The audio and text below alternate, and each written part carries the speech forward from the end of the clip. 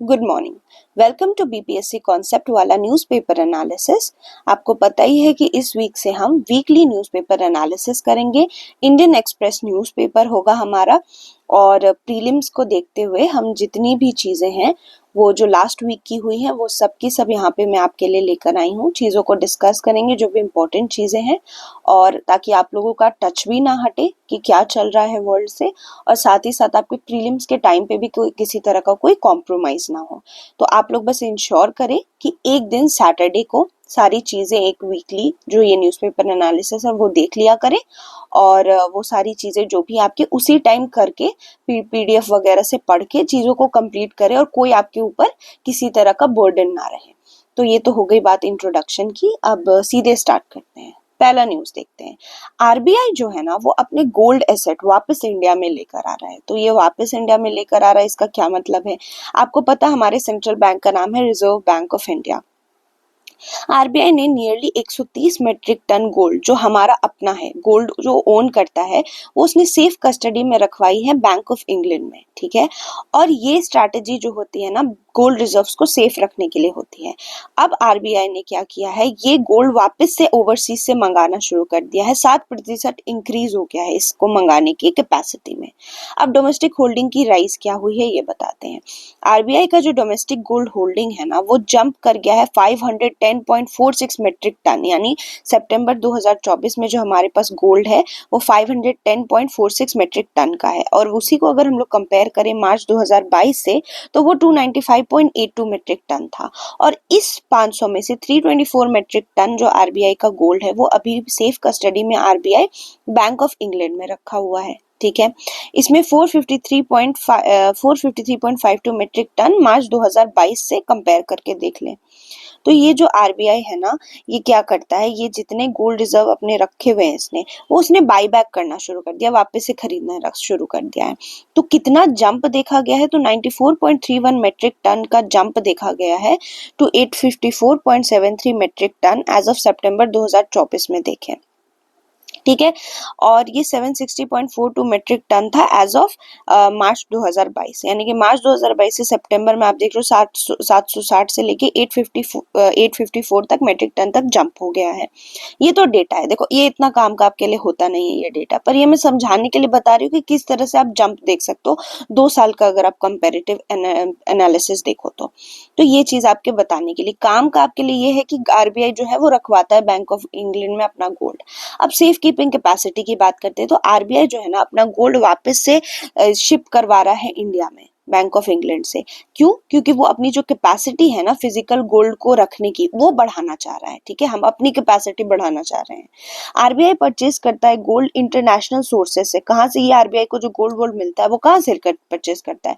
तो आरबीआई ये परचेज करता है आईएमएफ और वर्ल्ड बैंक से। ठीक है, रिसेंट अगर ईयर की बात करें तो डाटा ये दिखाता है कि आरबीआई जो है ये गोल्ड को क्यों ऐसे परचेज कर रहा है, ताकि वो अपना रिजर्व मैनेजमेंट को है ना सही कर सके, और जो बाहर से जो भी इसने पास पैसे हैं वो वापस, पैसे इन द सेंस गोल्ड के फॉर्म में पैसे हैं, उसको वापस लाके अपना रिजर्व मैनेजमेंट सही कर रहा है। आपको पता है ना आरबीआई गोल्ड जो है, हम लोग फॉरेन रिजर्व कुछ मेंटेन करते हैं। हमारे फॉरेन रिजर्व में क्या मिंट होता है? गोल्ड, डॉलर होती है, यूएस डॉलर। ठीक है, और गोल्ड होता है। तो ये सब हम अपने पास जो है रिजर्व अपने पास इसलिए रखते हैं ताकि कल को किसी तरह का क्राइसिस आ गया, किसी तरह की सिचुएशन आ गई, वर्ल्ड में हमें पैसों की जरूरत पड़ी, यूएस डॉलर जो है उसमें किसी तरह का चीज आ गया, जैसे ग्रेट इंडियन बोल जो ग्रेट इकोनॉमिक डिप्रेशन आया था। ठीक है, 2008 वाला इकोनॉमिक क्राइसिस आया था। ये सारी चीजों के समय ना ये हमें गोल्ड रिजर्व बहुत हेल्प करता है, कुशन की तरह हेल्प करता है। किसकी तरह? शॉक एब्जॉर्बर की तरह काम करता है। किसकी तरह काम करता है? तो शॉक एब्जॉर्बर की तरह। शॉक एब्जॉर्बर की तरह काम करता है हमारे लिए ये जो रिजर्व हम लोग मेंटेन करके रखते हैं। तो अब पूरा पैसा आरबीआई रखता नहीं था अपने पास, इंग्लैंड में रखता था, बट अब इसने लेना शुरू कर दिया है। अगर इंडिया की टोटल फॉरेन रिजर्व एक्सचेंज की बात की जाए तो जिसके बारे में मैं बता रही थी, जिसमें यूएस डॉलर और गोल्ड वगैरह होते हैं, उसमें जो है इंक्रीज देखा गया है कितना, 684.8 बिलियन डॉलर का 2000 अक्टूबर 25 इस साल के अक्टूबर 25 में हमने ये इंक्रीज देखा है। तो ये क्या करता करता है, इतना गोल्ड रिजर्व हम लोग को किस चीज के लिए प्रिपेयर कर रहा है, तो ये हमें 11.2 मंथ के इंपोर्ट के लिए प्रिपेयर कर रहा है बैलेंस ऑफ पेमेंट के बेसिस पे। तो देखो बैलेंस ऑफ पेमेंट एक चीज होती है जो इकोनॉमी में होती है, उसको हम लोग क्या बोलते हैं, तो बैलेंस ऑफ पेमेंट एक इकोनॉमिक ट्रांजैक्शन है जो कोई कंट्री के रेसिडेंट्स जो कंट्री में रहते हैं और नॉन रेसिडेंट्स एक पर्टिकुलर साल में करते हैं, ठीक है। इसमें गुड्स का ट्रांसफर हो गया, सर्विसेज, इनकम, गिफ्ट, ये सारी चीजें आ गई, ठीक है। तो इंपोर्ट और एक्सपोर्ट मिला के बैलेंस ऑफ पेमेंट होता है, इतना समझ लो सिंपल भाषा में। तो ये जो बैलेंस ऑफ पेमेंट है ना, इसमें जो हम लोग इंपोर्ट करते हैं उसको कवर करने के लिए 11.2 मंथ को कवर करने के लिए हमारे पास इतना अभी फॉरेन एक्सचेंज रिजर्व है। तो gold kept in bank of England. अब बैंक ऑफ इंग्लैंड की बात की जाए तो हम लोग बैंक ऑफ इंग्लैंड में ही क्यों गोल्ड रखा है, उससे पहले ये डेटा देख लेते हैं। गोल्ड की होल्डिंग देखो, तो ये हमारी डोमेस्टिक होल्डिंग है, ये इंटरनेशनल जो हम लोग रखे और टोटल गोल्ड रिजर्व। तो अगर टोटल गोल्ड रिजर्व में भी आप 2022 से इसको कंपेयर करके देखो तो ये तो डेटा मैंने आपको बता दिया था, ठीक है। और आप देखो कि डोमेस्टिक रिजर्व की बात की तो इंडिया जो है ना अपना डोमेस्टिक रिजर्व कैसे बढ़ाया है। फॉरेन में 324 है, 2024 में देखो तो 324 मेट्रिक टन में है, लेकिन जो इंडिया के पास डोमेस्टिक है वो 510, और इंडिया और ज्यादा फॉरेन से ला ही रहा है ताकि हमारे पास अपने पास रह सके ये, ठीक है। तो बैंक ऑफ इंग्लैंड जो है ना वर्ल्ड का लार्जेस्ट, वन ऑफ दी, सबसे बड़ा नहीं, वन ऑफ दी का मतलब वन ऑफ दी, एक, वर्ल्ड में से जितने उनमें से कोई लार्जेस्ट गोल्ड वॉल्ट में से एक है बैंक ऑफ इंग्लैंड। ये सेकेंड लार्जेस्ट कस्टोडियन है गोल्ड का पूरे वर्ल्ड में। पहला कौन हो गया, तो पहला न्यूयॉर्क फेडरल रिजर्व है। और वर्ल्ड के जितने भी सेंट्रल बैंक है ना वो क्या करते हैं, अपना जो गोल्ड है वो बैंक ऑफ इंग्लैंड में सेफ रखते हैं, उसके गोल्ड वॉल्ट में around 4 lakh bar of gold के, ठीक है।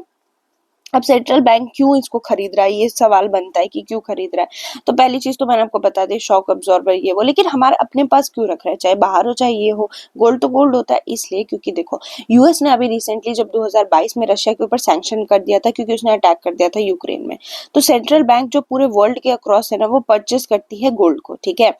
अब ये जो स्ट्रैटेजी है वो हमारा जो इंडिपेंडेंस है उसको बढ़ाने के लिए, क्योंकि देखो हमारे पास अगर डिपेंडेंस हो गई ना यूएस डॉलर की तो वो हमारे लिए खतरनाक हो सकता है, ठीक है। ताकि क्योंकि देखो अगर जब रशिया ने सैंक्शन लगा दिया, यूएस ने सैंक्शन लगा दिया रशिया पे या बाकी कंट्रीज पे कि आप रशिया से किसी तरह का बिजनेस नहीं कर सकते, तो हमारे लिए प्रॉब्लम हो जाती है। तो उस टाइम क्या होता है, इंडिपेंडेंस बहुत इंपॉर्टेंट हो जाती है। तो यूएस डॉलर से डिपेंडेंस घटाने के लिए और इंडिपेंडेंस बढ़ाने के लिए हम अपनी गोल्ड जो होल्डिंग है उसको बढ़ाते हैं, ठीक है। यूएस डॉलर कम गोल्ड ज्यादा, उससे क्या होता है हमारा फॉरेन एक्सचेंज रिजर्व में गोल्ड की कैपेसिटी ज्यादा बढ़ जाती है यूएस डॉलर से। तो अगर आपको डाइवर्सिफाई करना है ना, अपने असेट्स को बढ़ाना है, तो आपको गोल्ड के ऊपर परचेसिंग बढ़ानी पड़ेगी, और यही चीज हमारी सेंट्रल बैंक कर रही है, गोल्ड ज्यादा खरीद रही है ताकि हम लोग का डाइवर्सिफाई हो सके और इंडिपेंडेंस बढ़ सके। सिंपल ये दो चीजें हैं, इंपॉर्टेंट थी आपके लिए। और बैलेंस ऑफ पेमेंट के बारे में मैंने आपको बता दिया, इसके अंदर करेंट अकाउंट होता है और कैपिटल अकाउंट का कंपोनेंट होता है। आप लोग मुझे कमेंट सेक्शन बताओगे ये करंट अकाउंट में क्या आता है और कैपिटल अकाउंट में क्या आता है, ये आपके रिवीजन के लिए बहुत हेल्पफुल होगा, प्रीलिम सेंट्रिक चीजों के लिए आप एक बार देख भी लोगे। नेक्स्ट देखते हैं। अब देखो एआई के बारे में हमने कई बार बात की है और हमेशा ना एआई के डार्क साइड के बारे में बात की जाती है। तो एक बहुत ही इंटरेस्टिंग सी इवेंट हुई कि रिसेंटली पोलैंड का एक रेडियो स्टेशन है, ठीक है, वहां पे एक बहुत ही फेमस वहां के जो न्यूज रेडियो जॉकी थे उनको उनको रेजिग्नेशन दे दिया उन्होंने, ठीक है। वो एक एम्प्लॉय थे, उन्होंने रिजाइन कर दिया। पर उनके रेजिग्नेशन के बाद क्या होता है, अचानक से एक इंटरव्यू एयर होता है उनके रेडियो चैनल पे, ठीक है। उस रेडियो चैनल का नाम है ऑफ रेडियो क्रानो, ये दिख रहा है आपको, इस पे एयर होता है एक यूनिक इंटरव्यू एक पॉलिश आइकन से जिनका नाम है विस्लावा सिज। ये मैं पोलिश नाम है तो मैं इसको अगर थोड़ा बुचर कर दूं तो प्लीज फॉरगिव मी। विस्लावा सिज्मबोस्का नाम एक विनर थे 1996 के नोबेल प्राइज फॉर लिटरेचर के, उनका एक इंटरव्यू एयर होता है।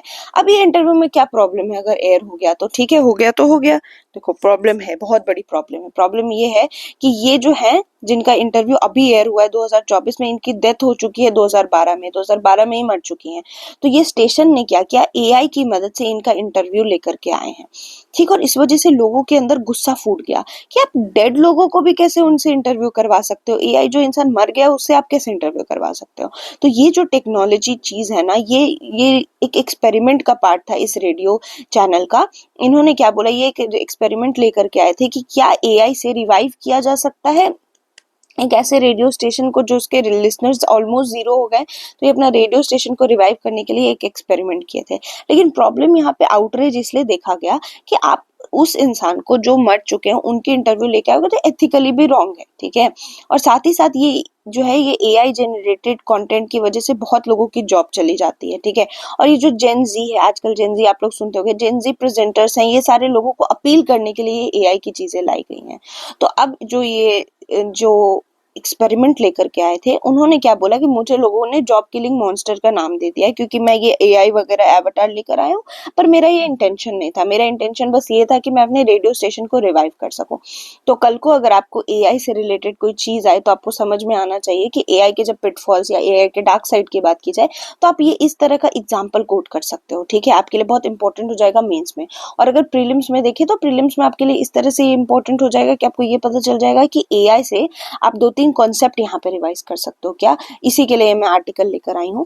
एआई से आप 2-3, एक तो डीप फेक, ये एआई से रिलेटेड कॉन्सेप्ट है, डीप फेक लेकर के आए हैं। उसके अलावा आप देख सकते हो किस तरह से डेड जो है एआई प्रेजेंटर्स का नया कॉन्सेप्ट आ गया है। एआई प्रेजेंटर्स को लिया गया जो एग्जिस्ट भी नहीं करते हैं, वो सारे लोग यहाँ पे इंटरव्यू दे रहे हैं। और फिर बाकी चीजें उसके अलावा बायसेस, एआई में ना बायस होता है, बाइसेस वगैरह, तो ये सारे कुछ dark side of the AI हैं जो आपको पता होने चाहिए, ठीक है। नेक्स्ट मूव ऑन करते हैं। उससे पहले आपको बता दूं कि हम लोगों का न्यूज़पेपर, हम लोगों की जो इम्पोर्टेंट करंट अफेयर रिलेटेड चीज़ें हैं, जो न्यूज़पेपर की आर्टिकल्स हैं, वो सारे के सारे इंपॉर्टेंट न्यूज़पेपर की चीज़ें वो सारे हमारे करंट अफेयर मैगजीन में ऑलरेडी कवर्ड है। जो पीछे चीज़ें हो चुकी हैं तो आप लोग तर्कश से अच्छे से रिवाइज करते रहिए, क्वेश्चन बनाते रहिए, टेस्ट देते रहिए और बिल्कुल रेडी रहिए एग्जाम के लिए।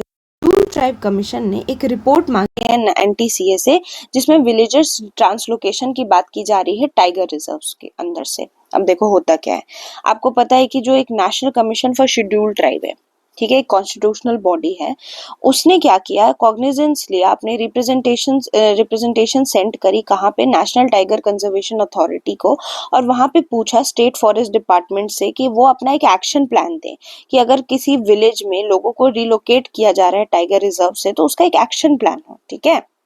ऐसा क्यों? क्योंकि आपको पता होगा कि जो शेड्यूल्ड ट्राइब कम्युनिटी है ना, वो फॉरेस्ट के बहुत क्लोज रहती है। इन लोगों के लिए फॉरेस्ट इन लोगों के लाइफ का पार्ट होता है। तो अगर आप उनको उनके फॉरेस्ट से ही रिलोकेट कर दोगे किसी टाइगर रिजर्व के पास से, ताकि, क्योंकि अगर देखो टाइगर रिजर्व क्या होता है ना, उसमें कोर एरिया होते हैं।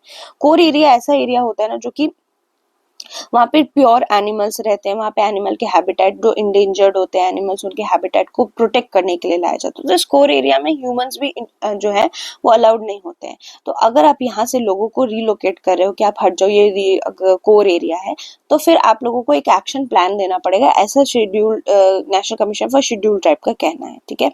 कमीशन ने डिसाइड किया कि वो एक रिपोर्ट मांगेगी एनटीसीए से रिलोकेशन इशू के ऊपर लेकर के, ठीक है। तो अब देखो मैं क्या बता रही थी आपको, एनसीएसटी जो कि एक फुल कमीशन मीटिंग की इस इशू पे सितंबर 24 में, जिसके चेयरपर्सन अंतर सिंह आर्या और उनके 3 मेंबर्स अटेंडेंस में थे। फर्दर ये कमीशन, उन्होंने क्या डिसाइड किया, उन्होंने ये भी डिसाइड किया कि एक एक्शन टेकन रिपोर्ट जो कि यूनियन एनवायरमेंट मिनिस्ट्री और एनटीसीए की 2018 के रिकमेंडेशंस की है, जिसमें उन्होंने रिवाइज किया था कॉम्पेंसेशन पैकेज, वो भी इन लोगों को प्रोवाइड करनी पड़ेगी, ठीक है। एनसीएसटी ने कहा है कि अक्टूबर 2018 में जो कॉम्पेंसेशन पैकेज था वो प्रोवाइड किया गया था किसके बेसिस पे, तो land acquisition rehabilitation and resettlement act 2013 के बेसिस पे, ठीक है। तो उसके ऊपर भी इनको रिपोर्ट चाहिए। देखो हुआ क्या था, एनटीसीए ने अपने कॉम्पेंसेशन को पहले 10 लाख रुपए कॉम्पेंसेशन देते थे पर फैमिली अगर उनको रिलोकेट किया जा रहा है उनके एरिया से, अब उसको 15 लाख कर दिया गया, ठीक है, 2021 में। तो ये जो कमीशन है एनसीएसटी, वो क्या चाहती है, उनके सोर्सेस चाहते हैं कि ये जो एक्शन एनटीसीए ने लिया है 2018 वाले, जो भी ये कॉम्पेंसेशन वगैरह बढ़ाई है, वो कहाँ तक बढ़ी है, कहाँ तक ये रिकमेंडेशंस फॉलो की गई हैं, ठीक है। तो एनटीसीए ने देखो एक और चीज आपको बता दूं, जून में क्या होता है, एनटीसीए ना एक लेटर लिखता है किसको, स्टेट फॉरेस्ट डिपार्टमेंट्स को, अलग अलग स्टेट के, और उनको बोलता है कि जो भी विलेज में लोग हैं ना, उनका रीलोकेशन होना चाहिए प्रायोरिटी बेसिस पे और एक टाइमलाइन के साथ, ताकि स्मूथ रीलोकेशन हो सके कोर एरिया से टाइगर रिजर्व के। एनटीसीए की इस लेटर के हिसाब से 591 विलेजेस जो है ना, उसमें 64,000 से भी ज्यादा फैमिलीज जो हैं वो क्रिटिकल टाइगर हैबिटेट में रहती हैं, कोर एरिया में रहती हैं, तो उनको वहां से निकालना पड़ेगा, ठीक है। और उसको निकालने के लिए इन लोगों ने क्या किया, एनटीसीए ने फॉरेस्ट डिपार्टमेंट्स को लेटर लिखी कि आप लोग जो है ना वो टाइमलाइन वाइमलाइन दो, प्रायोरिटी बेसिस पे करो। लेकिन अब एनटीसीए को यहाँ पे इशू क्या हो रहा है, एनटीसीए को इशू ये हो रहा है कि पहले एनटीसीए के एनटीसीए को नहीं, national commission for schedule tribe को क्या इशू हो रहा है, उन्होंने क्या बोला कि एनटीसीए जो है ना, ये जो लेटर भेजा स्टेट फॉरेस्ट डिपार्टमेंट को, ये वायलेशन कर रहा है। किसका वायलेशन कर रहा है? तो फॉरेस्ट राइट एक्ट 2006 और वाइल्ड लाइफ प्रोटेक्शन एक्ट हमारा जो 1972 का अमेंडमेंट हुआ था 2006 में, उसको कर रहा है। क्यों? क्योंकि इन दोनों एक्ट्स के अंदर एक time bound village relocation plan होना चाहिए और ये प्रोसेस वॉलंटरी होनी चाहिए लॉ के हिसाब से। पर एनटीसीए का लेटर इसको वायलेट करता है। और वाइल्ड लाइफ प्रोटेक्शन एक्ट के अंदर भी कहा गया है जो areas free of human settlement बनेंगी ना, वो core of tiger reserve area में, वो तो ठीक है बनाओ, लेकिन ये जो होगा ना वो तब होगा जब जो ट्राइबल कम्युनिटीज के राइट्स हैं उनको रिकॉग्नाइज करते हुए। कौन से एक्ट के अंदर? तो फॉरेस्ट राइट एक्ट 2006 के अंदर, और उसमें भी कंसेंट होना चाहिए ग्राम सभा का। तो इस एक्ट के अंदर जब कंसेंट मिलेगा ग्राम सभा का, तभी आप ये रिलोकेशन करा सकोगे। तो इसीलिए ये कमीशन जो है उन्होंने जो है रिपोर्ट मांगी एनटीसीए की कि वो क्या कर रहा है, इस पे स्ट्रिक्ट कर भी रहा है कि नहीं करा। तो यहाँ से आपको ये पता हो चल जाएगा, बहुत सारे एक्ट्स आपके यहाँ पे रिवाइज हो जाते हैं। अब national commission for schedule tribe की बात आ ही गई है तो थोड़ा देख लेते हैं। ये कॉन्स्टिट्यूशन बॉडी है, 2004 में बनती है, जिसमें कौन से आर्टिकल को अमेंड करके? तो आर्टिकल 338 को अमेंड करके एक नया आर्टिकल डाला जाता है 338A कॉन्स्टिट्यूशन में। कौन से एक्ट के अंदर? तो 89 कॉन्स्टिट्यूशन अमेंडमेंट एक्ट 2003 के अंदर, और फिर ये बन जाती है कॉन्स्टिट्यूशनल बॉडी। और इस अमेंडमेंट के बाद दो बॉडीज बाहर निकलती हैं, एक है national commission for schedule caste and national commission for schedule tribe. ठीक है, तो ये दो अलग अलग कमीशंस बनती हैं। तो ये थोड़ा आपका इसका भी रिवीजन हो गया, पॉलिटी सेक्शन का भी। नेक्स्ट मूव ऑन करते हैं। नेक्स्ट न्यूज ये है, clean air programme Delhi in bottom 5 use only 32% of the fund. अब देखो, आपको पता है national clean air programme NCAP जिसको बोलते हैं, उसके अंदर कुछ फंड्स दिए गए हैं सारे अलग अलग स्टेट्स को। उस फंड के अंदर उस फंड में मत क्या है, पैसा ही है ना। ये पैसा किस चीज के लिए है? ताकि पोल्यूशन, एयर पोल्यूशन से बचा जा सके। तो ये फंड्स का यूटिलाइजेशन करना भी तो जरूरी है। अगर आपको 100 रुपए मिले हैं तो आप यूटिलाइज करो ना 100 का 100 इस चीज को कॉम्बैट करने के लिए। किसको? एयर पोल्यूशन को कॉम्बैट करने के लिए। लेकिन अभी क्या देखा गया है? अभी ये देखा गया कि 68% फंड अनयूटिलाइज्ड है। 68% पैसा तो खर्च ही नहीं किया गया है। और एनसीआर की सिटीज की बात की जाए तो फरीदाबाद ने 39% खर्चा किया अपने फंड में से, गाजियाबाद ने 89% और नोएडा ने तो सिर्फ 11% फंड यूज किया है। तो ये जो रिसेंट सबमिशन है ना एनवायरमेंट मिनिस्ट्री की नेशनल ग्रीन ट्रिब्यूनल को, उसमें ये चीज बाहर निकल के आ पाई कि इतना बड़ा गैप है इम्प्लीमेंटेशन में। देखो, जब भी कोई प्रोग्राम बनता है या कोई स्कीम बनती है ना, तो वो स्कीम सक्सेसफुल तब तक नहीं होगी ना जब तक उसका अच्छे से सक्सेसफुल इम्प्लीमेंटेशन ना हो पाए। और सक्सेसफुल इम्प्लीमेंटेशन के लिए फंड का यूटिलाइजेशन बहुत जरूरी होता है। इसीलिए ये वाला जो एनवायरमेंट मिनिस्ट्री को, जब ये इन्वायरमेंट मिनिस्टर ने जब ये डेटा एनजीटी को दिया ना, तब ये गैप बाहर निकल के आया कि अंडर यूटिलाइजेशन हो रहा है एनकैप फंड का। ठीक है, और ये चीज पर ये अब सीरियस इशू की तरह बन के आ गया। ठीक है, अब अलग अलग डेटास को थोड़ा देख लेते हैं। हर सिटी की बात करें तो दिल्ली ने 13.56 करोड़ खर्चा किया है, 42 करोड़ जो उसको मिला है। और वो भी किस पे खर्चा किया है दिल्ली ने? तो 14 mechanical road sweeper, 28 water sprinklers और एंटी स्मॉग गन और 2 पॉट होल रिपेयर मशीन पे। पर रियलिटी तो ये है कि ये मशीन पर इन लोगों ने पैसे तो खर्चे किए हैं, पर ये भी अभी तक क्लियर नहीं है कि प्रोक्योरमेंट हो भी पाया है कि नहीं। पैसे दे दिए पर प्रोक्योरमेंट हुआ है कि नहीं, ये अभी तक बात नहीं हुई है।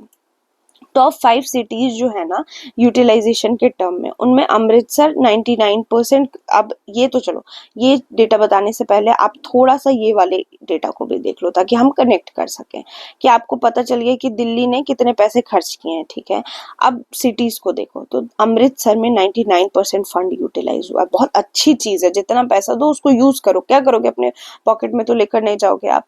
फिर नवी मुंबई 92%, गाजियाबाद 89%, फरीदाबाद सिर्फ 39%, दिल्ली 32% और नोएडा 11%। तो ये इस तरह की स्पेंडिंग, जबकि आप देखो तो नोएडा में, दिल्ली में, फरीदाबाद में, इन सब में एयर की इतनी खराब हालत है कि इंसान सांस नहीं ले सकता है। और यहीं पे अंडर यूटिलाइजेशन दिख रही है फंड की। ठीक है, अब टॉप 5 सिटीज को देख लेते हैं जिन्होंने बहुत अच्छे से यूटिलाइज किया है फंड को।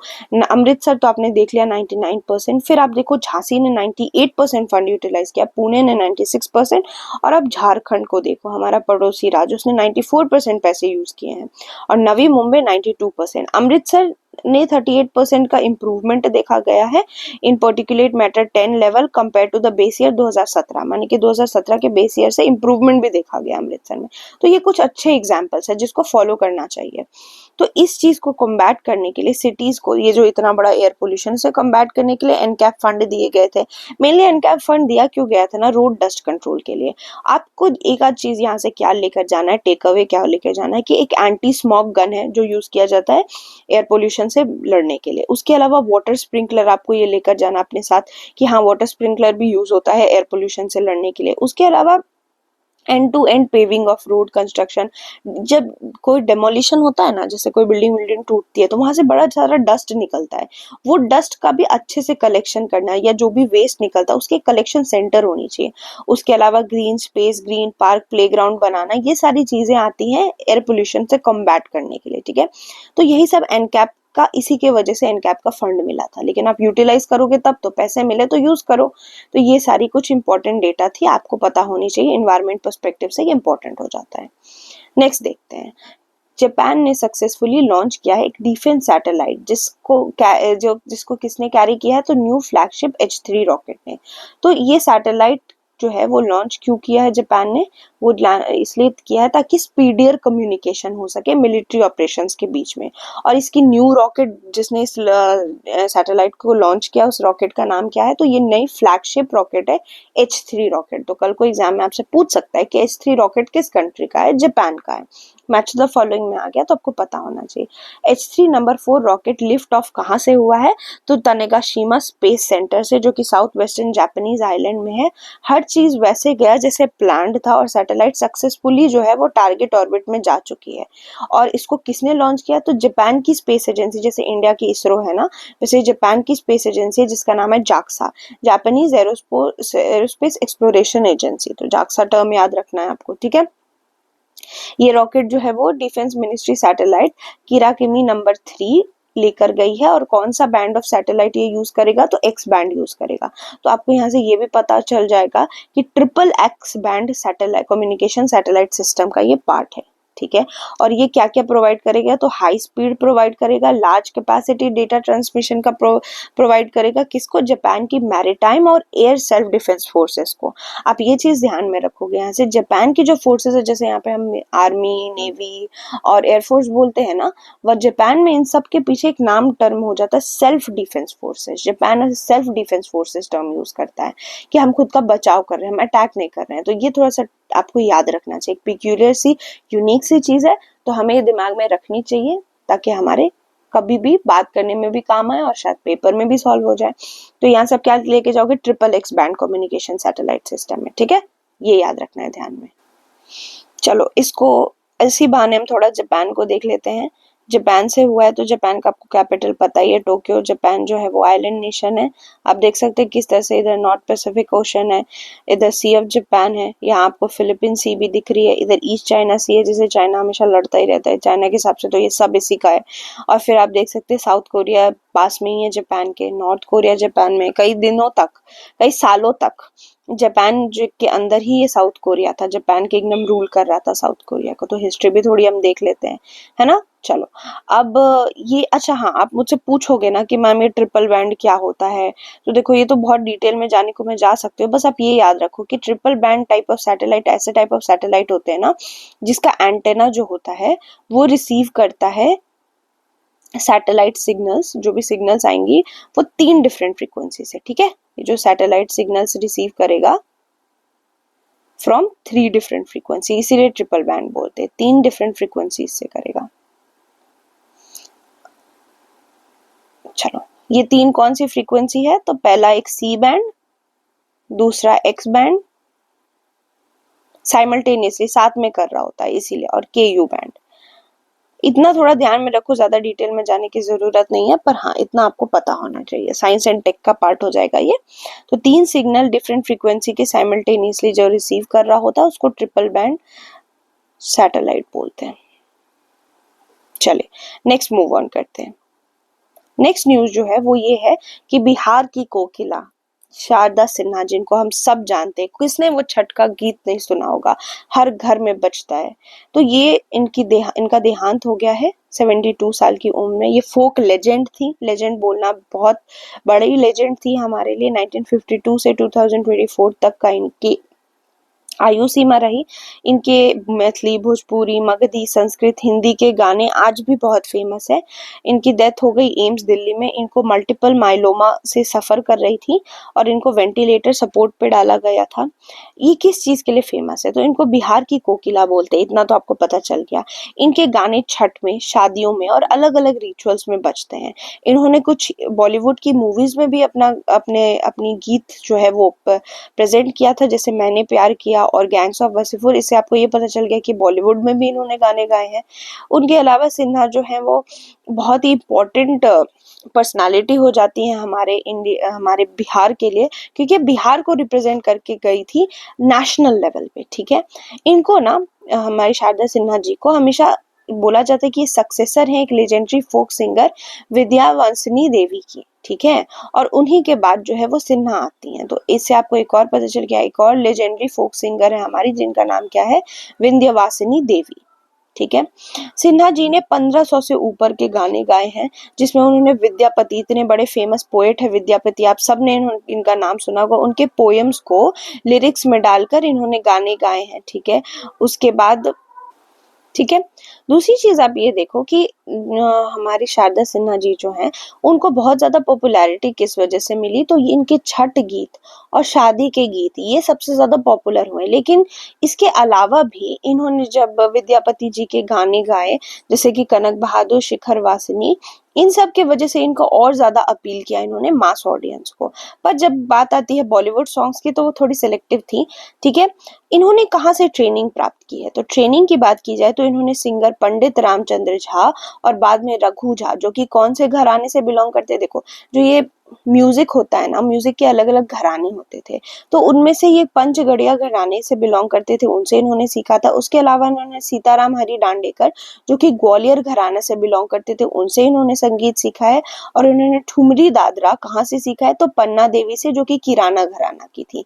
तो कल को एग्जाम में कोई भी घराना आए ना, जैसे किराना घराना, यहाँ पे आप देख रहे हो ग्वालियर घराना या पंचगछिया घराना, ठीक है, तो ये सारे किससे रिलेटेड होते हैं? ये म्यूजिक से रिलेटेड होते हैं, म्यूजिकल ट्रेडिशन से रिलेटेड होते हैं। ठीक है, तो ये चीज आप ध्यान रखोगे कि घराना क्या है, ये मैं लिख भी देती हूँ। घराना, यहाँ से हम टर्म देख लेते हैं। घराना is very important part of musical lineage.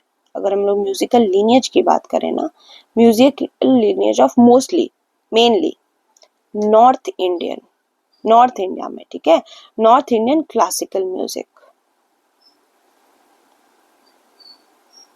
Classical music के लिए एक बहुत इंपॉर्टेंट लीनियज की तरह काम करता है घराना। तो थोड़ा ये ध्यान में रखना है।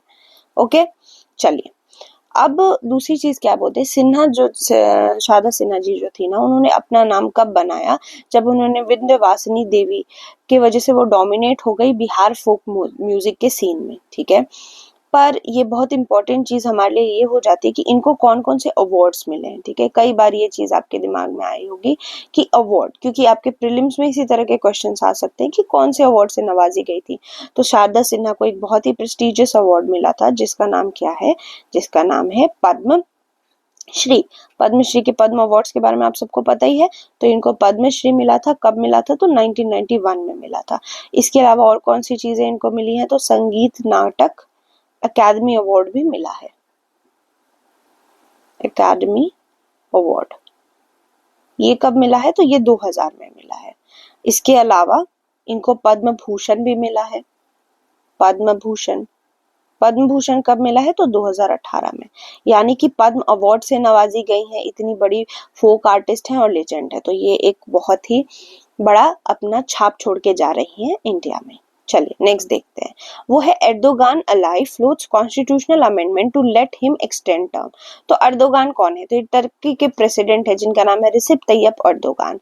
तो इनके जो पॉलिटिकल अलाई है ना, main political ally Turkish leader के, ये इन्होंने क्या बोला कि कॉन्स्टिट्यूशन में अमेंडमेंट करने की सोच रहे हैं, ताकि इनका और लंबा प्रेसिडेंशियल रन हो सके 2028 तक में भी, जब इनका प्रेसिडेंशियल इलेक्शन होगा तो और ज्यादा एक्सटेंड हो सके। ये टर्की को 21 साल से ज्यादा टाइम से रूल कर रहे हैं। पहले प्राइम मिनिस्टर थे, अब प्रेसिडेंट की तरह रूल कर रहे हैं। तो अगर कोई कॉन्स्टिट्यूशनल अमेंडमेंट हो जाएगा तो अर्दोगान जी की जो एबिलिटी है ना प्रेसिडेंशियल इलेक्शंस में लड़ने की, उसको कंसिडर किया जाएगा, ठीक है। तो इसको कंसिडर किया जाएगा और बहुत सारे इनके अलाई चाह रहे हैं कि ये चीज हो जाए। कुछ एनालिस्ट ये भी कंसिडर करते हैं कि इस तरह की बातें क्यों निकल कर आई होंगी ना, क्योंकि एकेपी और एमएचपी का डिजायर है कि वापस से सपोर्ट ले सके किसके, प्रो कर्दिश डीईएम पार्टी के। ये अलग अलग पार्टीज है, जैसे कि ये जो मैं बोल रही हूँ एकेपी कौन सी पार्टी है, तो ये आपकी पार्टी है जिसको हम लोग क्या कहते हैं, अर्दोगान की रूलिंग पार्टी, मतलब जिससे अर्दोगान जी लड़ रहे हैं ना उनकी रूलिंग पार्टी है, ठीक है। और एमएचपी जो है वो नेशनलिस्ट मूवमेंट पार्टी है। ये भी इम्पोर्टेंट है कि ये सारी जो है वो अभी रूलिंग पार्टीज है, तो इनका मन होगा कि और ज्यादा लंबा चले, थर्ड बिगेस्ट कॉन्स्टिट्यूशनल चेंज हो सके और फिर से 2028 में इनको बूस्ट मिल सके। तो वही ये पार्टीज को थोड़ा सा हो जाता है कि हम लोग वापस से आए, वापस से जो है वो यही चलता रहे। तो वही सेम चीज जो इंडिया में चलती बात वही टर्की में भी चल रही है। चलिए अब नेक्स्ट देखते हैं डोनाल्ड ट्रंप। अब आपको पता है सबसे बड़ी न्यूज जिसके बारे में आप सब सोच रहे हो कि अभी तक कवर नहीं हुआ है, वो ये है कि यूएस में डोनाल्ड ट्रंप वापस से जीत गए हैं। रिपब्लिकन पार्टी के थे, आपको पता ही है, और इन्होंने लीड किया इलेक्टोरल कॉलेज को, पॉपुलर वोट्स भी इनको मिली और स्विंग स्टेट्स भी सारे इनके जो है वो फेवर में थे, तभी ये जीत पाए। स्विंग स्टेट के ऊपर मैंने एक पूरा आर्टिकल लिया था, आप लोगों को समझाया भी था। तो आप लोग मुझे कमेंट सेक्शन में बताओगे कि कौन कौन सी स्विंग स्टेट्स हैं अभी यूएस की, ठीक है। उनके नाम बताओगे, कितने नंबर है और सबके नाम बताओगे, क्योंकि मैं बता चुकी हूँ, आपके रिवीजन क्वेश्चन है। तो इन्होंने डिफीट कर दिया कमला हैरिस को, अपना हिस्टोरिकल कमबैक किया।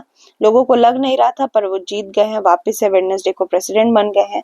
और ये रिमार्केबल कमबैक हुआ है इनका 4 साल बाद, जो कि इनको निकाल दिया गया था व्हाइट हाउस से, लेकिन ये वापस आए हैं, ठीक है। ट्रंप की एज कितनी है, तो 78 है, इन्होंने व्हाइट हाउस वापस से कैप्चर कर लिया है। और कमला हैरिस जो यूएस की वाइस प्रेसिडेंट थी वो हार गई हैं।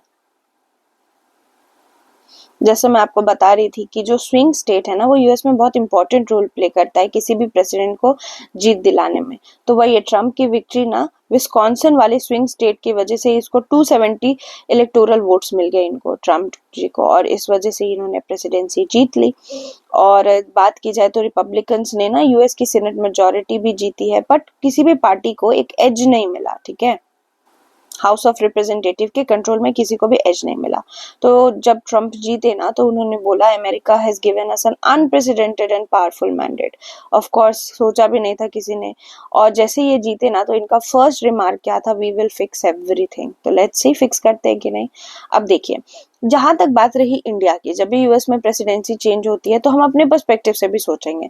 जब डोनाल्ड ट्रंप जी का फर्स्ट टर्म था ना, जब वो प्रेसिडेंट थे, तो इंडिया के साथ उनके जिस तरह के भी रिलेशंस थे उसको तो समझ में लेना ही है, उसको तो वापस से हमें सोचना ही उसके बारे में। पर पास्ट ना हमेशा फ्यूचर का गाइड नहीं होता, तो हमें नई तरीके से इम्प्लीकेशंस देखनी पड़ेगी कि इस बार ट्रंप जी का सेकेंड टर्म पे कौन से एजेंडाज हैं, ठीक है।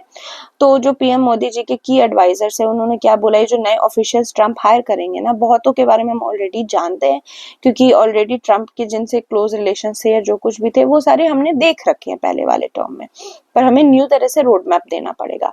और दूसरी चीज, जैसे ही प्रेसिडेंट डोनाल्ड ट्रंप बनते हैं तो इंडिया जो है वो one of the first leaders होते हैं, वर्ल्ड लीडर, जिसमें हमारे पीएम नरेंद्र मोदी जो है वो कंग्रेचुलेट करते हैं। तो ये सारी कुछ इंपॉर्टेंट चीजें हैं। तो इसी से रिलेटेड हम लोग इंडिया यूएस के रिलेशंस देख लेते हैं जब ट्रंप पहली बार आए थे, ठीक है। तो देखिए इंडिया जो है ना, जब इससे फर्स्ट टाइम में जब ट्रंप का टेन्योर था, पहला ट्रंप का टेन्योर कौन सा था, 2017 से 2021 वाला। इस वाले में इंडिया जो है ना वो बहुत इंपॉर्टेंट पार्टनर बन गया था यूएस का। तो इंडिया और यूएस काफी क्लोज आ गए थे इस पीरियड में, 2017 से 21 के पीरियड में। तो क्या क्या चीजें हुई थी, तो उस टाइम क्या हुआ था ना, PM Narendra Modi white house गए थे जून 2017 में, 6 महीने बाद जब ट्रंप को ऑफिस मिला उसके 6 महीने बाद। इस मीटिंग में ट्रंप ने प्रॉमिस किया था मोदी जी से कि वो जो है वो विजिट करेगा अपने टर्म में इंडिया में, और आकर जो है उसने ये जो प्रॉमिस है वो डिलीवर भी किया। जब वो आए इंडिया में और अहमदाबाद के newly build Narendra Modi stadium में आके 1000 से ज्यादा लोगों को एड्रेस किया ट्रंप जी ने। तो अब हम लोग थोड़ा सा देख लेते हैं कि किस तरह के रिलेशनशिप थे उस टाइम हमारे। तो हमारा बहुत हाईली इंगेजिंग बायलैटरल जो है रिलेशनशिप था उस टाइम में। इंडिया का उस टाइम डिफेंस प्रोक्योरमेंट यूएस से $18 बिलियन एनुअली हो गया था 2019 में। और इंडिया जो है ना वो tier 1 strategic trade authorisation licence exception का भी पार्ट तक चला गया था। बहुत बड़ा एक्सेप्शन मिला था इंडिया को, इसको टीयर 1 स्ट्रेटेजिक ट्रेड ऑथराइजेशन मिल गई थी। इस वजह से ना हमारे लिए बहुत high level American defence technology का रास्ता खुल गया था। हम लोग बड़ी बड़ी टेक्नोलॉजी यूएस से इंडिया ला पा रहे थे। तो इंडिया की कंट्री की, हमारी अपनी कंट्री की मिलिट्री प्रिपेयर्डनेस बहुत ज्यादा इंप्रूव हो गई थी और डिफेंस एक्विजिशन डाइवर्सिफाई हो गया था। ठीक है, अच्छे अच्छे इक्विपमेंट्स आ रहे थे हमारे पास। दूसरा सेक्टर जो बहुत अच्छे से काम किया था ना डिफेंस के अलावा यूएस और इंडिया के बीच में ट्रम्प जी के टाइम पे, वो था एनर्जी सेक्टर का। ठीक है, उसके अलावा हमें ये कॉपरेशन बहुत हेल्प किया था। जो गलवान वैली वाले इश्यूज थे ना उस टाइम इंटेलिजेंस में बहुत ज्यादा हेल्प किया था यूएस की इस डिफेंस प्रोक्योरमेंट। दूसरा सेक्टर एनर्जी सेक्टर था जहाँ पे इंडिया यूएस के रिलेशनशिप बहुत अच्छे हो गए थे ट्रम्प के टाइम पे। तो इस प्रेसिडेंसी में क्या देखा गया था, इंडिया जो है ना इंडिया जो इम्पोर्ट करता था ना क्रूड और एलएनजी यूएस से, वो काफी ज्यादा अच्छे से इसके इंपोर्ट की जो है स्ट्रेटेजी बढ़ गई थी। लॉन्च हुआ था एक bilateral energy strategic energy partnership 2018 में। और ये जो bilateral strategic energy partnership launch हुई थी ना उसकी वजह से इंडिया ने वही जो मैंने बताया क्रूड ऑयल और एलएनजी इंपोर्ट करने लगा था यूएस से। तो ये जो वैल्यू था ना इंपोर्ट का वो भी काफी ज्यादा बढ़ा था, $6.7 बिलियन। ठीक है, और यूएस इंडिया का जो है 6th largest source of hydrocarbon import बन गया था। अब कुछ चैलेंजेस की बात। अब देखो सब चीज बहुत अच्छा नहीं था जब ट्रम्प जी लास्ट टाइम आए थे, तो इतना भी कुछ बहुत अच्छा नहीं था, सब कुछ हंकी डोरी नहीं था। ये एनर्जी पार्टनरशिप जो साइन की थी ना इंडिया ने ट्रम्प के साथ, वो तब साइन की थी ना क्योंकि ट्रम्प ने जो है इंडिया के ऊपर सैंक्शन लगा दिए थे कि वो ईरान से ऑयल नहीं खरीद सकता। ठीक है, एक तरह से फोर्स किया था ट्रम्प ने इंडिया को कि नहीं आप नहीं खरीद सकते, एक रेड लाइन जैसी ड्रॉ हो गई थी और उस लाइन से ट्रम्प बच करने के लिए तैयार नहीं थे कि नहीं आप ले ही नहीं सकते। ठीक है, तो इस वजह से ये एक इशू आ गया था। दूसरा इशू क्या था कि ट्रम्प जी को ना टैरिफ रिजीम से बड़ा प्रॉब्लम है इंडिया के, कि इंडिया वो बोलता है कि इंडिया अपना टैरिफ अब्यूज करता है। ठीक है, तो यूएस जो है वो इंडिया का लार्जेस्ट ट्रेडिंग पार्टनर था, इसके बावजूद जो बायलैटरल ट्रेड गुड्स और सर्विसेज में थी ना वो सिर्फ 10% बढ़ी थी। तो इतना कम क्यों बढ़ रहा है इतना लार्जेस्ट ट्रेडिंग पार्टनर होने की वजह से? क्योंकि ट्रम्प को कभी भी ना इंडिया के टैरिफ पॉलिसी से प्रॉब्लम थी और कभी भी उसको अच्छा नहीं लगता था। वो बेटर टैरिफ चाहता था इंडिया से और वो प्रिडिक्टेबल रिजाइम चाहते थे। ठीक है, उसके इसका अगर आप एग्जांपल जानना चाहते हो तो जो हार्ली डेविडसन बाइक है ना वो बड़ी ज्यादा पॉपुलर थी इंडिया में। तो ट्रम्प जी क्या चाहते थे, वो चाहते थे कि ये जो टैरिफ है ना हार्ली डेविडसन पे वो इंडिया वेव कर दे। ठीक है, पर इंडिया क्यों वेव करेगा, हम भी तो अपनी कंट्री है ना। दूसरा, ट्रम्प का जो एटीट्यूड इमिग्रेशन को लेकर था ना वो बहुत ही खराब था। ट्रम्प को बिल्कुल पसंद नहीं है कि यूएस में कोई भी दूसरे देश से लोग आए और उसकी जो अपनी जो इंडिजिनस पॉपुलेशन है उस पर किसी तरह का इफेक्ट हो।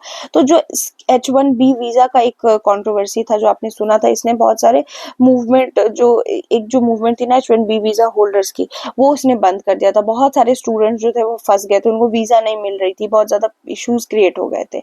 तो ये वाला एक प्रॉब्लम था। बट अगर हम लोग बात करें अभी की, वो सारी तो पुरानी चीजें हैं। बट ये हम देख सकते हैं कि इंडिया और यूएस है ना उसके रिलेशंस ऑल इन ऑल अच्छे ही थे ट्रम्प के टाइम पे।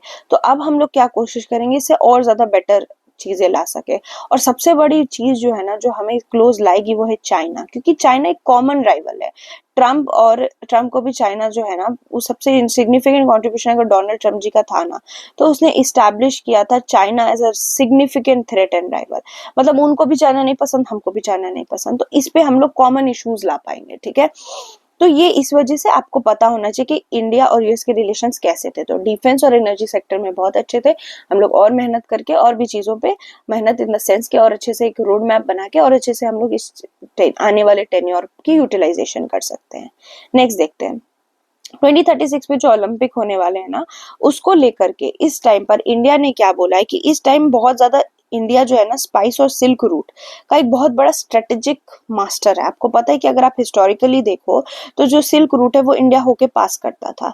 तो ये मैसेज देने के लिए वर्ल्ड को कि वर्ल्ड में सिर्फ एक रिलीजन नहीं है, बहुत सारे रिलीजन है। ठीक है, और स्पाइस और सिल्क भी बहुत ज्यादा इंपॉर्टेंट है। इंडिया ने कुछ डिमांड्स की हैं। ठीक, क्या डिमांड की है ये कि 2036 का जो ओलंपिक है वो इंडिया में जो है इंडिया उसको होस्ट करे, इंडिया में हो। अब ऐसा हमने क्यों किया है, क्योंकि इंडिया क्या बोल रहा है कि ये इस टाइम पे वर्ल्ड को पीस की बहुत ज्यादा जरूरत है, क्योंकि इतने सारे वॉर्स हो रहे हैं, आपको पता ही है, बोलने की भी जरूरत नहीं है। तो अभी इंडिया जो एक बहुत ही स्ट्रेटेजिक पोजीशन होल्ड करता है, तो इंडिया ने एक लेटर लिखा है Indian Olympic international Olympic committee को, और उस लेटर में उन्होंने बोला है कि वो इंटेंट रखता है, इंडिया इंटेंट रखता है कि ओलंपिक और पैरा ओलंपिक गेम जो है वो भारत में ऑर्गेनाइज हो। ठीक है, लेटर्स को कंटेंट को कंफर्म करते हुए दो ऑफिशियल्स ने क्या बोला है, इंडिया की जो 2036 की बिड है ना कि हम इसको ओलंपिक को होल्ड करें, ओलंपिक को होस्ट करें यहाँ पे, उसमें क्या बोला गया है कि इंडिया की ना वास्ट कल्चरल डाइवर्सिटी है जो हजारों सालों से शेप हुई है। हमारी सोसाइटी में अलग अलग रिलीजन है, जैसे कि हिंदुइज्म, इस्लाम, क्रिश्चियनिटी, सिखिज्म, बुद्धिज्म, जैनिज्म, और हर कोई हमारे इस रिच कल्चरल हेरिटेज को सपोर्ट करता है। तो इस चीज को लिख करके ना हम लोग ये बताना चाह रहे हैं ओलंपिक कमेटी को कि देखिए हम लोग इतने सारे अलग अलग रिलीजन को इतने प्यार से, इतने अच्छे से साथ में रख सकते हैं, मोजाइक है हमारा कल्चर का। साथ ही साथ हमारे सिल्क और स्पाइस रूट की वजह से इतने स्ट्रेटेजिक लोकेशन है इंडिया की, तो हमें वसुदेव कुटुंबकम, जो कि एक फ्रेज है जो इंडिया बहुत अच्छे से फॉलो करती है, the world is one family, तो हम लोग यहाँ पे फ्रेंडशिप, पीस और इस सारे रिलेशन, इस तरह के इमोशंस की बात करते हैं, तो इंडिया काफी बेस्ट कंटेंडर होगा ओलंपिक को होस्ट कराने के लिए। ठीक है, और हमने अपनी स्ट्रेटेजिक पोजीशन क्यों बताई सिल्क और स्पाइस रूट की, क्योंकि ये बताता है कि किस समय से, एंशिएंट हिस्ट्री के टाइम से पर्शिया, चाइना, सेंट्रल एशिया, ये सारे इंडिया होकर के ही जाते। तो इसने एक बहुत बड़ा इम्प्रिंट डाला हमारे इंडियन कल्चर पे, जिस तरह से ओलंपिक मूवमेंट ने इम्प्रिंट डाला है वर्ल्ड के कल्चर पे। तो इस तरह से हम लोग एक साथ में ये दिखाने की कोशिश कर रहे हैं कि जिस तरह से वो एक मूवमेंट था, इंडिया खुद एक मूवमेंट में बहुत अच्छे से कंट्रीब्यूट कर सकता है। और इसको हाईलाइट करते हुए, apart from highlighting the possibility of game serving, India ने इस बारे में भी बात किया है कि अगर ओलंपिक्स इंडिया में होते हैं ना, तो ये एक ट्रांसफॉर्मेटिव इकोनॉमिक चेंज की तरह देखा जाएगा। क्यों? क्योंकि इससे इम्पैक्ट इंडिया में गेम्स होने का इम्पैक्ट सिर्फ इंडिया में ही नहीं पड़ेगा, वो सार्क नेशंस में भी पड़ेगा। क्यों? क्योंकि हम लोग साउथ एशियन रीजन के बहुत बड़े ग्लोबल प्लेयर हैं, हम लोग हमेशा ग्लोबल साउथ की बात करते हैं, तो इसलिए सार्क कंट्रीज पे भी बहुत बड़ा इम्पैक्ट बनेगा। ठीक है, इंडिया ने ये भी कहा है कि इंडियन इंटरनेशनल ओलंपिक एसोसिएशन को कि 600 से ज्यादा मिलियन इंडियंस जो है ना वो 25 साल की उम्र के अंदर है। ठीक है, और इस वजह से अगर ये गेम्स यहाँ पे होती है ना, तो ये बहुत अच्छा फोर्स की तरह काम करेगा जॉब क्रिएशन में, बिजनेस अपॉर्चुनिटीज बढ़ाएगा, स्पोर्ट इंफ्रास्ट्रक्चर बढ़ेगा अपने इंडिया में, सर्विसेज और टूरिज्म बढ़ेंगे, इसलिए हमें एक चांस मिलना चाहिए। तो क्या सिर्फ इंडिया ही इस चांस के लिए इतने सारे लेटर्स और इस तरह से अपील करने की कोशिश कर रहा है ओलंपिक्स को? नहीं। और कौन से कंटेंडर हैं जो कि ओलंपिक्स चाहते हैं कि उनकी कंट्री में हो, तो उसमें कौन कौन सी कंट्रीज है, उनके नाम आपको पता होने चाहिए। तो देखो, और कौन कौन से कंट्रीज जो कंटेंशन में है वो ये है, तुर्की, कतर, सऊदी अरेबिया। आप ये सारी कंट्रीज को देख रहे हैं, ये भी रेस में, ये भी चाहता है कि कहीं ना कहीं इनके इधर भी ओलंपिक होस्ट करने की अपॉर्चुनिटी मिले। तो ये सारी इंपॉर्टेंट चीजें थी, आपको पता होना चाहिए कि क्या चाह रहा है इंडिया, कौन सी हमारी अभी मैंडेट है। नेक्स्ट देखते हैं, India offers Afghan businesses Chabahar port for trade, discusses humanitarian add. अब देखो, आपको पता है ना चाबहार पोर्ट के बारे में हम कई बार पढ़ते हैं जब हमें एग्जाम्स नजदीक आते हैं, हमारे इंपॉर्टेंट पार्ट होता है रिवीजन का। देखो, चाबहार पोर्ट के बारे में बताते हैं, एक डेलीगेशन सेंड की गई है, जिसको कौन लीड कर रहे थे, तो जेपी सिंह, जो कि ज्वाइंट सेक्रेटरी हैं पाकिस्तान, अफगानिस्तान, ईरान डिवीजन के मिनिस्टर ऑफ एक्सटर्नल अफेयर में। ये अभी काबुल गए 4-5 नवंबर को, वहां पे ये फॉर्मर प्रेसिडेंट जो थे काबुल के, हामिद करजई, उनसे और बहुत सारी सीनियर मिनिस्टर से मिले।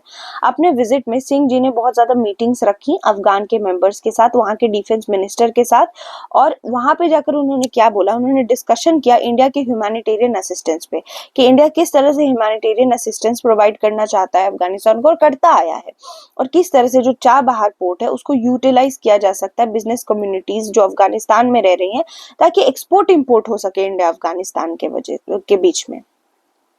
साथ ही साथ इंडिया ने क्या बोला कि एक बहुत ही अच्छा हमारा लॉन्ग स्टैंडिंग टाई है अफगानिस्तानी लोगों के साथ, और इसीलिए हम लोग क्या चाहते हैं कि ये अप्रोच जो है उस टाइज को और ज्यादा स्ट्रॉन्ग कर सके। और जो हमारे जॉइंट सेक्रेटरी जी हैं जेपी सिंह, इनका ये फर्स्ट मीटिंग था तालिबान के एक्टिंग डिफेंस मिनिस्टर मुल्ला मोहम्मद यकूब के साथ। ये आप देख सकते हैं, ये है मुल्ला मोहम्मद यकूब। ये कौन है? एक्टिंग डिफेंस मिनिस्टर है। क्यों? क्योंकि आपको पता ही है अफगानिस्तान में भी ऐसे कोई प्रॉपर तालिबान का टेक ओवर हो चुका है और वही वहां पे गवर्नमेंट चला रही है। और ये कौन है? मुल्ला मोहम्मद याकूब। तो ये बेटे हैं तालिबान के फाउंडर मुल्ला उमर के। ठीक है, तो ये खुद इनके फादर तालिबान के फाउंडर रह चुके हैं। तो अब आप देख सकते हैं हामिद करजई जी ने एक पोस्ट किया एक्स पे, जो पहले ट्विटर था, वहां पे उन्होंने क्या बोला है कि बहुत अच्छी लॉन्ग स्टैंडिंग डिस्कशंस हुई हैं इंडिया और उनके बीच में, और उन्होंने क्या बोला है कि इंडिया चाहता है कि बायलैटरल रिलेशंस और ज्यादा स्ट्रांग हो, जो कि होने भी चाहिए। तो ये सारी चीजें आप देख रहे हो कि इंडिया क्या चाह रहा है, हम लोग क्या कोशिश कर रहे हैं, हम लोग चाबहार पोर्ट के थ्रू ट्रेड बढ़ाने की कोशिश कर रहे हैं और ह्यूमैनिटेरियन एड को बढ़ाने की कोशिश कर रहे हैं। यानी ऑल इन ऑल अगर हम समझे तो हम अफगानिस्तान के साथ अपने रिलेशंस बेटर करने की कोशिश कर रहे हैं। जहां तक बात रही चाबहार पोर्ट की, वो कहाँ पे है, तो अगर हम लोग थोड़ा हल्का फुल्का रिवीजन कर ले चाबहार पोर्ट का, तो चाबहार पोर्ट आपको मिलता है सिस्तान और बलूचिस्तान प्रोविंस में, सिस्तान एंड बलूचिस्तान प्रोविंस।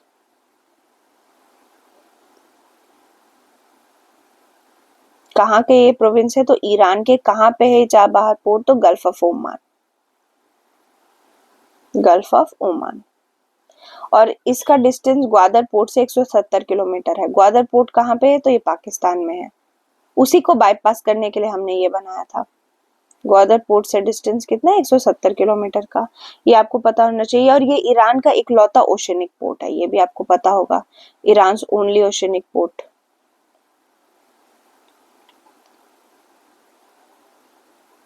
ठीक है, और दो पोर्ट से मिलकर के ये बना है। दोनों पोर्ट के क्या नाम है, तो एक है शहीद कलंतरी और दूसरा आप मुझे कमेंट सेक्शन में बताओगे। शहीद कलंतरी और ये दो पोर्ट से मिलकर चाबहार पोर्ट बना है। और ये हमारे लिए बहुत इंपॉर्टेंट हो गया था क्योंकि हमें पाकिस्तान को बाईपास करना था, क्योंकि चाइना पाकिस्तान इकोनॉमिक कॉरिडोर आ गई थी और हमें अफगानिस्तान के साथ बिजनेस भी करनी थी, तो चाबहार पोर्ट बनाना पड़ा। ठीक है, तो ये वाला पोर्ट इंपॉर्टेंट हो जाता है। ठीक है, अगर मैं यहाँ बनाने की बात कर रही हूँ तो हमने पोर्ट नहीं बनाया चाबहार, हमें डेवलपमेंट और मैनेजमेंट का ये मिला है चाबहार पोर्ट में। कहाँ से, ईरान से। इंडिया, ईरान और अफगानिस्तान ने ना एक ट्राइलेटरल अग्रीमेंट साइन की थी 2016 में। कब की थी, 2016 में। और इसके अंदर बात किया गया था कि इंडिया जो है वो डेवलपमेंट और मैनेजमेंट में हेल्प करेगा चाबहार पोर्ट की। ये इसे बनाने का ये मतलब है मेरा। ठीक है, तो थोड़ा बहुत चाबहार पोर्ट भी रिवाइज करवा देना था, मेरा एम ये था और ये मैंने करवा दिया आपको। नेक्स्ट देखो, अभी ये बहुत रिसेंट न्यूज ये है कि सुप्रीम कोर्ट ने माइनॉरिटी राइट्स जो अलीगढ़ मुस्लिम यूनिवर्सिटी को मिली है उसको रिस्टोर कर दिया है। और ये कह दिया है कि हाँ, अलीगढ़ मुस्लिम यूनिवर्सिटी एक माइनॉरिटी यूनिवर्सिटी है और ये 7 बेंच बैठा था, 7 जजेस का बेंच बैठा था और उसमें 4-3 की मेजोरिटी से अलीगढ़ यूनिवर्सिटी को, अलीगढ़ मुस्लिम यूनिवर्सिटी को माइनॉरिटी कैरेक्टर डिटरमाइन कर दिया गया है और कंफर्म कर दिया गया है।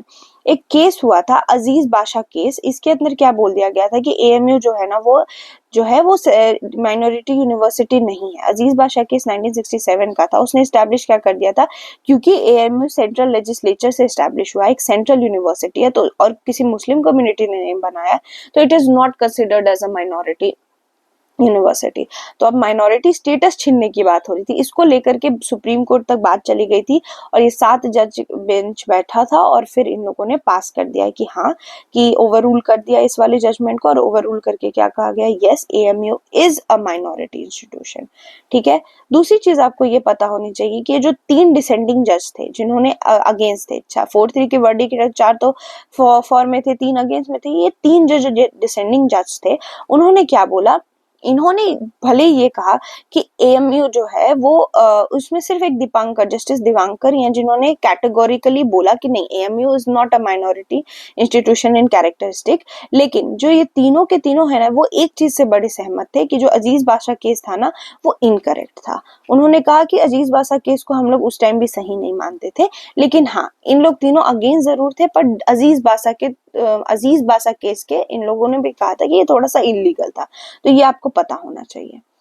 ठीक है, नेक्स्ट अब हम लोग थोड़ा इसमें देखते हुआ क्या।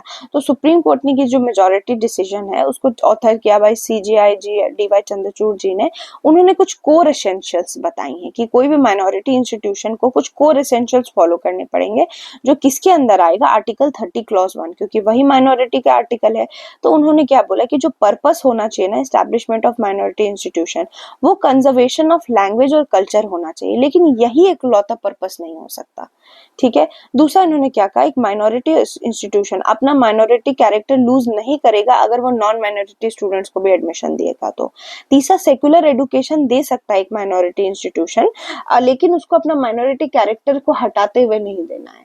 अगर वो माइनॉरिटी स्टूडेंट्स के लिए बना है तो वो उसके एडुकेशन में माइनॉरिटी कैरेक्टर होना चाहिए, बट हाँ वो चाहे तो सेक्युलर एजुकेशन भी दे सकता है। दूसरा चीज, अगर किसी माइनॉरिटी इंस्टीट्यूशन को पैसे गवर्नमेंट से मिल रहे हैं तो कोई भी स्टूडेंट को फोर्स नहीं किया जा सकता कि वो रिलीजियस इंस्ट्रक्शंस फॉलो करे। और अगर इंस्टीट्यूशन फुल्ली मेंटेन हो रहा आउट ऑफ स्टेट फंड से तो वो रिलीजियस इंस्ट्रक्शंस प्रोवाइड ही नहीं कर सकता, ठीक है। उसके अलावा क्या बोला सुप्रीम कोर्ट ने कि अगर एक इंस्टीट्यूशन की माइनॉरिटी कैरेक्टर है या नहीं है उसको समझने के लिए दो फोल्ड टेस्ट होगा, एक एडमिनिस्ट्रेशन देखा जाएगा, दूसरा एस्टैब्लिशमेंट देखा जाएगा। एडमिनिस्ट्रेशन जो है और दूसरी एस्टैब्लिशमेंट जो है, ये सारी चीजें देखी जाएंगी। अगर ये दोनों वेरीफाई करता है तो हाँ वो माइनॉरिटी इंस्टीट्यूशन होगा। लेकिन कहीं भी ये चीज नहीं कि अगर ये सेंटर स्टैट्यूट या किसी एक्ट से बना है या फिर इसको किसी मुस्लिम कम्युनिटी ने नहीं बनाई है तो ये नहीं हो सकता, बिल्कुल हो सकता है, ठीक है। अब थोड़ा हम लोग इस केस के क्रोनोलॉजी को देख लेते हैं। तो 1877 में सैयद अहमद खान जी जो थे, वो आपको पता ही, हम लोग जब मॉडर्न हिस्ट्री पढ़ते हैं तो इनके बारे में बात करते हैं। Syed Ahmad Khan was a reformist.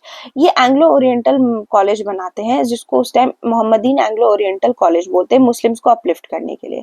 बाद में क्या होता है, इस कॉलेज को एएमयू बना दिया जाता है, अलीगढ़ मुस्लिम यूनिवर्सिटी, और एएमयू एक्ट पास किया जाता है। 1950 में पार्लियामेंट जो है वो एएमयू को इंस्टीट्यूशन ऑफ नेशनल इंपॉर्टेंस बोल देती है। 1951 में एएमयू एक्ट अमेंड हो जाता है और नॉन मुस्लिम मेंबर्स भी आ सकते हैं, ऐसी बात की जाती है। 1965 में क्या होता है, दूसरा अमेंडमेंट होता है जिसमें एएमयू के एग्जीक्यूटिव काउंसिल की पावर बढ़ा दी जाती है, ठीक है। उसके बाद 1967 में ये अजीज बादशाह केस होता है जिसमें बोला जाता है कि एएमयू अब एक माइनॉरिटी इंस्टीट्यूशन नहीं होगा। फिर इसको चैलेंज किया जाता है, तब 1981 में इंदिरा गांधी की गवर्नमेंट अमेंड करती है एएमयू एक्ट में और वापस से एएमयू की माइनॉरिटी जो उसका स्टेटस है उसको स्टैब्लिश करती है। 2005 में एएमयू 50% रिजर्वेशन ले आता है मुस्लिम स्टूडेंट्स के लिए जो पोस्ट ग्रेजुएट मेडिकल कोर्सेज करते हैं। फिर 2006 में इलाहाबाद हाई कोर्ट जो है क्वॉश कर देता है इस पॉलिसी को और 1981 के अमेंडमेंट्स को, और वो बोलता है कि एएमयू जो है यूपीए गवर्नमेंट और एएमयू सुप्रीम कोर्ट चला जाता है। 2016 में सेंट्रल गवर्नमेंट विड्रॉ कर देती है इस अपील को और बोलती है कि यूपीए गवर्नमेंट का स्टैंड ये है कि वो अगेंस्ट है public policy of reservation SC ST OBC जो कि सेंट्रल यूनिवर्सिटीज को एप्लीकेबल है। यहाँ से प्रॉब्लम क्रिएट हो जाती है क्योंकि एएमयू एक सेंट्रल यूनिवर्सिटी है, तो ये बोली जाती है कैसे 50% रिजर्वेशन कर सकता है। तब 2019 में सुप्रीम कोर्ट ये चीज जो है वो 7 जज बेंच को दे देती है, जो इसका वर्डिक्ट अभी आया है कि नहीं, AMU is a minority institution, उसका स्टेटस है, ठीक है। नेक्स्ट देखते हैं। नेक्स्ट आपके लिए इंपॉर्टेंट न्यूज ये है कि हिमाचल प्रदेश में एक जगह है जिसका नाम है बीर बिलिंग, वहां पे आप पैराग्लाइडर्स को देख सकते हैं। ये हिमाचल प्रदेश के कांगड़ा डिस्ट्रिक्ट में है। ये सेकंड एडिशन हो रही है paragliding world cup association Asian tour 2024 की। वहां पे आप देख सकते हो कि बीर बिलिंग में पैराग्लाइडिंग होती है। अब आप मुझे क्वेश्चन ऑफ द डे, जो कि आपकी स्क्रीन के सामने, की इंडियन कॉन्स्टिट्यूशन हमारे राइट्स प्रोवाइड करती है सर्टेन माइनॉरिटी सेक्शंस को इंडिया में, वो कौन सी minority, religious minority, linguistic minority, या दोनों, या फिर नन ऑफ द अबव। तो आप लोग इसको आंसर करेंगे कमेंट सेक्शन में। And this was all about this weeks news, और नेक्स्ट वीक मैं आपसे मिलूंगी, फिर से नेक्स्ट वीक की न्यूज लेकर के आऊंगी, और आप लोग मुझे कमेंट सेक्शन में बताना कि ये कलेक्टिव न्यूज आप लोगों के लिए हेल्पफुल है या नहीं है। और दूसरी चीज, आप लोग प्लीज इंश्योर करें कि आप लोग ये सारी चीजें देन एंड देयर कंप्लीट कर ले, थोड़ा सा वर्ल्ड से भी अवगत रहें, and keep revising, keep studying. All the best for your exams. I will meet you next Saturday. Thank you.